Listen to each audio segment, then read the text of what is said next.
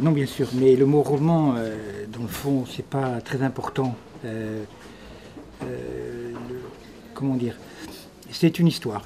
Voilà, c'est une histoire, c'est un récit. Alors après, quand on dit roman, on dit c'est pas vrai ou c'est vrai. Peu importe, la vérité du sujet est dans la sincérité du livre, quoi. Là, il y en a une surtout, hein, qui s'appelle Coralie, et puis en face, il y a quelqu'un qui s'appelle le narrateur et qui n'a pas de nom.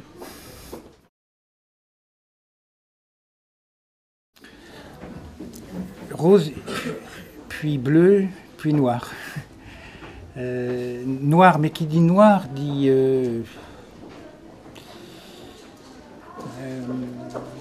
il y a de la lumière dans le noir aussi. Hein. Il y a d'abord ne serait-ce que la raison de l'avoir écrit. Alors il se trouve que l'histoire se termine plus ou moins rapidement, voilà. Mais elle est noire avec de la lumière, quoi, comme la couleur de la robe de Coralie. Oui, mais toutes les histoires que j'ai écrites sont des histoires d'amour. Je veux dire par là que c'est à cause de l'amour que j'écris mes histoires. Mais c'est toujours, c'est comme ça, c'est toujours à partir d'un choc frontal et réel. Je pense que dans ma prose, il y a de la poésie, dans l'énergie en tous les cas, c'est une prose très très rapide, très serrée, hein, très tendue. Et dans mes poèmes, il y avait le désir. Parce que j'ai commencé par écrire des poèmes très longs, pendant sur 20-25 ans d'écriture, ils ont fini par être de plus en plus courts, au point que j'ai écrit un jour un poème d'un vers, qui est assez terrible d'ailleurs, où je dis « Elle n'est pas morte dans mes yeux ». C'est à la fois un poème, mais ça peut être le début d'un roman. « Elle n'est pas morte dans mes yeux, point », et on raconte l'histoire. Voilà.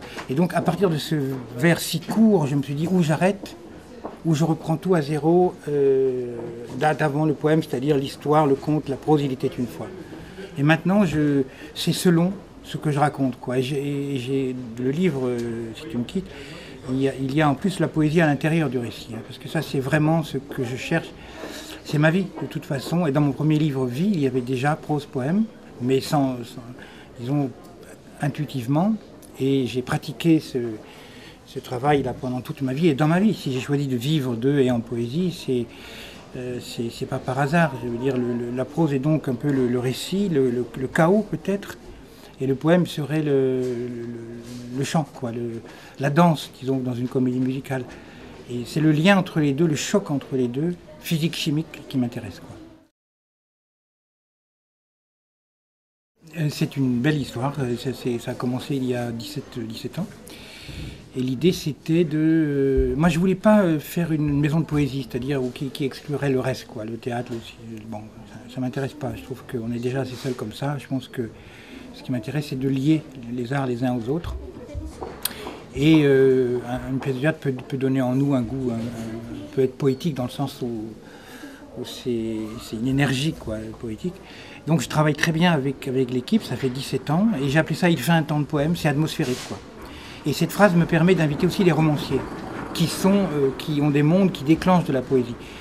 Et si je devais essayer de définir un peu ce que je cherche à travers ça, et à travers les poètes et les écrivains que j'invite, que je rencontre un peu partout dans le monde, c'est l'idée c'est tiré d'une phrase de Stevenson que j'ai lue il n'y a pas longtemps, dans un petit livre qui s'appelle « Les porteurs de lanternes », où il dit « Il y a en chacun de nous un poète mort, en chaque homme et en chaque femme, bien entendu, un poète mort, on doit le réveiller. » Et ce que j'essaie de faire à travers ces rencontres, c'est de le réveiller, de la réveiller. Merci.